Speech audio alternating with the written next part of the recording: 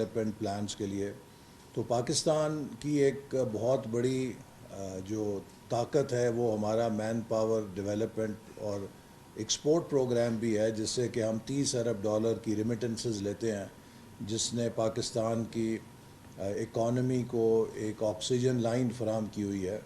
تو ہم اپنی ضرورت کے مطابق بھی ہیومن ریسورس کا جائزہ لیں کہ ہمیں کتنی افرادی قوت کس نوعیت کی کتنی تعداد میں درکار ہے.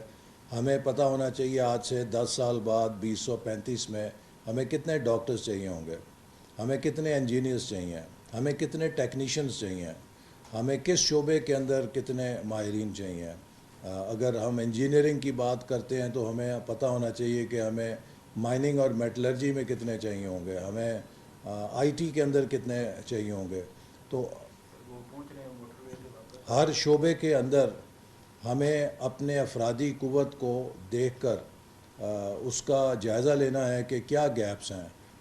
اسی طرح ایجوکیشن ہے، ہمیں اس بات کا بہت کلیئرلی اندازہ ہونا چاہیے کہ اگر ہم نے ایک مطلوبہ صلاحیت حاصل کرنی ہے تو ہمیں کتنے اساتذہ درکار ہوں گے، ہمیں کتنی نرسنگ کے اندر گنجائش پیدا کرنی ہے. پوری دنیا میں ان لمیٹڈ ڈیمانڈ ہے کہ جتنے ہم نرسنگ کی ٹریننگ کریں اس کی کھپت ہے، لیکن ہمارے پاس وہ سپلائی نہیں ہے. تو یہ وہ سارے امور ہیں. اسی طرح پھر کئی نئے ایسے سکلز ہیں جو اگلے 10 سالوں میں داخل ہو رہے ہیں، اور وہ آج ہمیں شاید اپنی زندگی میں نظر نہیں آ رہے، لیکن ان قریب 1 2 3 4 5 سالوں میں وہ نئے سکلز بہت سارے پرانے سکلز کو ریڈنڈنٹ کر دیں گے، اور جو آج ہمیں پیش نظر آتے ہیں کہ وہ رائج ہیں وہ اگلے چند سالوں میں بیکار ہو جائیں گے. اور پھر کیا ہمارے پاس اس وقت یہ وقت ہوگا کہ ہم نئے پروگرامز ڈیولپ کر کے اگلے 3 4 سال میں وہ افرادی قوت تیار کریں، یا ہم ابھی پیش بندی سے جو آرٹیفیشل انٹیلیجنس ہے جو اور اسی طرح بگ ڈیٹا ہے یا آپ سائبر سیکیورٹی ہے یا بائیو ٹیکنالوجی ہے اور اس طرح کی بے شمار نئے ایمرجنگ فیلڈز ہیں. آنے والے دور میں کوانٹم کمپیوٹنگ ہوئے گا، روبوٹکس ہیں، یہ سارے وہ نئے ایمرجنگ ایریاز ہیں جو دنیا میں رائج ہو چکے ہیں، اور ہم بھی ان سے عنقریب متاثر ہونے والے ہیں. تو ہمیں ایک اپنی موجودہ صلاحیت کا اندازہ کرنا ہے، دوسرا اگلے 10 سالوں کی کیا ہماری ضرورت ہے اس کا اندازہ لگانا ہے، اور تیسرا یہ کہ پھر جہاں ہم ہیں یہاں سے ادھر صلاحیت پہ جانے کے لیے روڈ میپ بنانا ہے کہ کس طرح ہم اپنا ایک روڈ میپ بنا کے چلیں گے. اور اس میں یہ چیز بھی شامل ہے کہ ہم اپنے نہ صرف اس بات کا انتظام کریں کہ ادارے بنائیں اور وہ چرن آؤٹ کریں نمبرز، لیکن ہم ان کو جو سکلز دے رہے ہیں، جو تعلیم دے رہے ہیں، کیا وہ بھی ریلیونٹ ہے. ایک بہت بڑا اب ہم نے دیکھا مسئلہ ہمارے سامنے آیا کہ حالیہ مردم شماری میں پاکستان کی جو لٹریسی ریٹ ہے وہ تقریباً 61% ہے.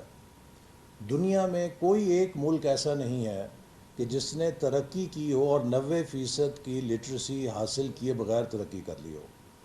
یقیناً ترقی کے لیے انفراسٹرکچر بھی ضروری ہے کہ ہم ڈیمز بنائیں، ہم بجلی کے منصوبے بنائیں، ہم موٹر ویز بنائیں، ہم شہر آباد کریں، لیکن ترقی صرف سیمنٹ اور سریے سے نہیں ہوتی. یہ ایک حصہ ہے، لیکن اس سے زیادہ اہم حصہ انسانی وسائل کی ترقی ہے.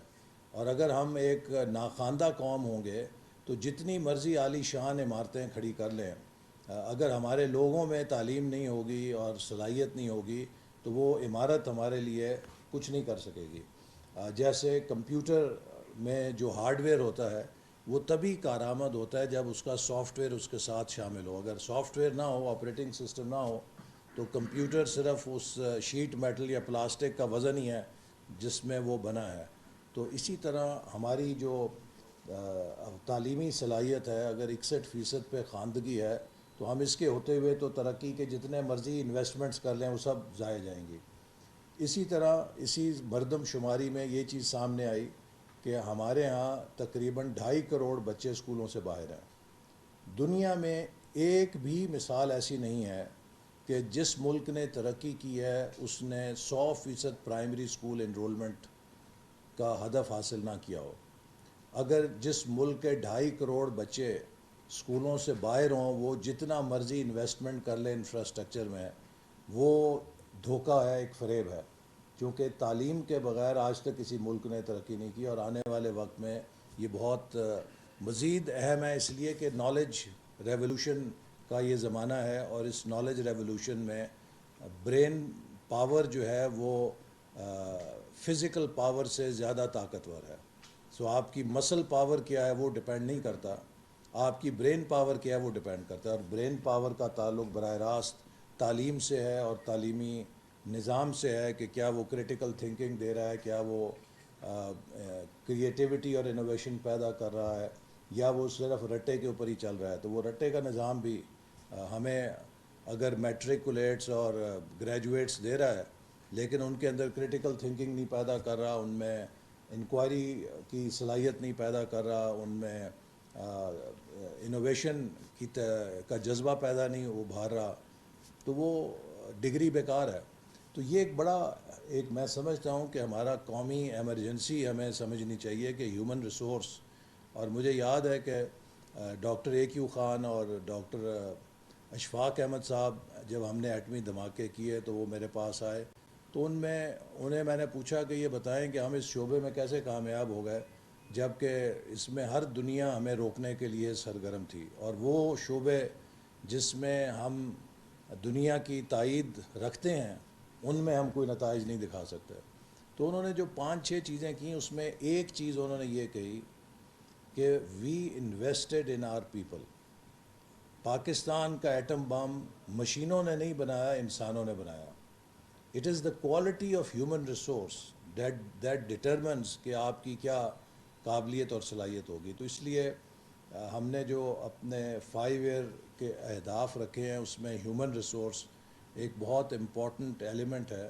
اور اس کے حوالے سے میں چاہتا ہوں کہ یہ جو کام ہم نے شروع کیا تھا گزشتہ 16 ماہ کی حکومت میں، اس میں کیئر ٹیکر حکومت آنے کی وجہ سے گیپ آ گیا، اس کو دوبارہ ریوائیو کیا جائے، اور فوری طور پہ ہم ایک نیشنل ہیومن ریسورس اسٹریٹجی مرتب کریں کہ پاکستان کے کیا اہداف ہیں اگلے 10 سالوں میں، ہماری کیا ضروریات ہیں، پہلے ان کا ہم جائزہ لیں، اور پھر اس کے بعد اپنے اہداف مقرر کریں کہ ہمیں کیا اہداف سیٹ کرنے ہیں، اور ان کے حاصل کرنے کے لیے کیا حکمت عملی اور کیا پروگرامز اور انویسٹمنٹس کرنی ہے تاکہ ہم اس پہ پوری طرح کامیاب ہو سکیں. اسی طرح جو ہمارے ہیومن ریسورس باہر جاتی ہے اس کو ہم کس طرح آپٹیمائز کر سکتے ہیں، اس کے اوپر بھی ہم بات کریں. تو یہ میرے چند ابتدائی گزارشات تھیں، اور میں امید کرتا ہوں کہ تمام اسٹیک ہولڈرز جن کو ہم نے بلایا ہے، اور اس میں خاص طور پہ صوبوں کا بہت اہم رول ہے،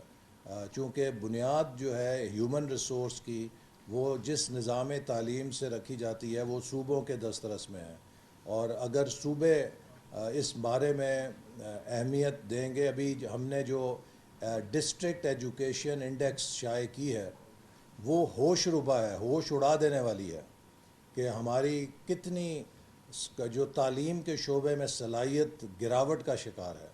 اور میں سمجھتا ہوں کہ یہ ایک واقعی ایمرجنسی اس شعبے میں ہمیں ضرورت ہے کہ ہم سب اپنی ذمہ داری کا احساس کریں، اور پاکستان کے ہیومن ریسورس کو، ہمارے نوجوانوں کو جس سے ہم مالا مال ہیں، انہیں وہ تعلیم اور وہ ہنر دیں جس سے وہ نہ صرف پاکستان کے بلکہ پاکستان کے لیے عالمی سطح پر ایک اثاثہ ثابت ہو سکیں. تو انہی الفاظ کے ساتھ ایک دفعہ پھر تھینک یو ویری مچ. اور اب وہ ان کی رپورٹس بنی ہیں کوئی؟